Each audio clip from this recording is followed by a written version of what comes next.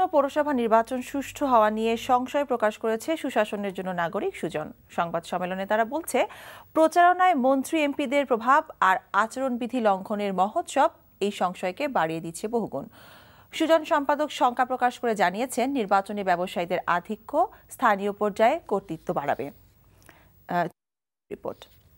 পৌরসভা নির্বাচনের দল এবং প্রার্থীদের তুলনামূলক বিশ্লেষণ তুলে ধরে সুজন জানায়, এবারের নির্বাচনে স্নাতক বা স্নাতকোত্তর শিক্ষিত প্রার্থী দুটি প্রধান দলে রয়েছে প্রায় 40%। মামলা রয়েছে বিএনপির 46% আর আওয়ামী লীগের 14%-এর বিরুদ্ধে।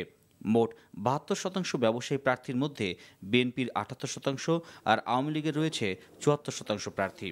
ব্যবসায়ীদের এমন আধিক্য স্থানীয় পর্যায়ে কর্তৃত্ব প্রতিষ্ঠার শঙ্কা করছে সুজন।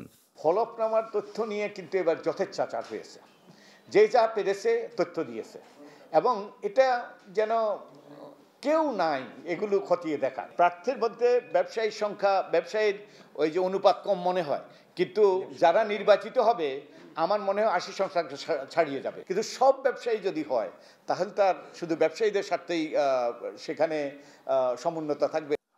সুজন বলছে, এখনো সব প্রার্থীদের চূড়ান্ত হলফনামা প্রকাশ করেনি নির্বাচন কমিশন।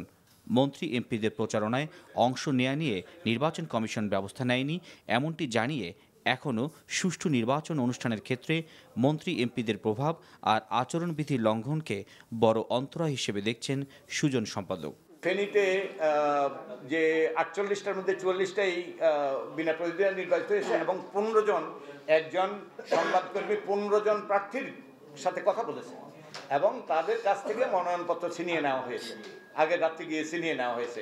তো এগুলো তো কোনোভাবেই ওই যে ইতিবাচক দৃষ্টান্ত তো নয়। আমাদের রেকর্ড ভালো নয়, এই পর্যন্ত রেকর্ড ভালো নয়, এবং অতীতের আমাদের 3টা নির্বাচনের আমাদের অভিজ্ঞতাও ভালো নয়। অতএব আমাদের সংশয় আছে, আশঙ্কা আছে, অবশ্যই, নিশ্চয়ই।